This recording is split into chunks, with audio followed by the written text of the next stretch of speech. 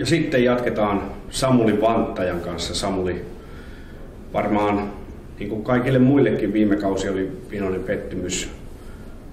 Miten fiiliksiä sulle jäi viime kaudesta? No aika samalla fiiliksillä, että vielä aika tuoreena muistissa toi pettymys, mutta ehkä se antaa drivea sitten niin kuin ensi kauteen ja kesäajalle, että kyllä vähän hampaankoloon. Jatkosopimus tehty, ilmeisenkin mielissään jäät tänne Kauhajoelle. Mikä sai sut pistämään nimen jatkopaperiin?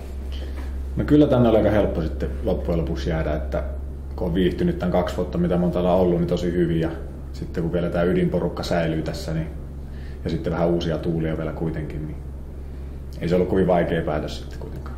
Minkämoisia uusia tuulia henkilökohtaisesti odotat?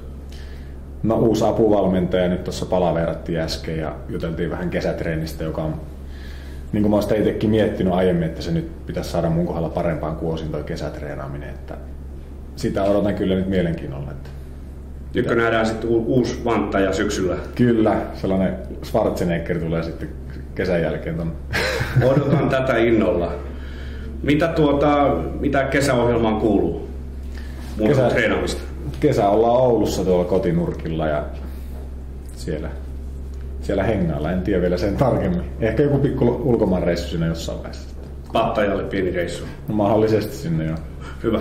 Ei muuta kuin tsemppiä kesää ja nähdään syksyllä. Kiitos.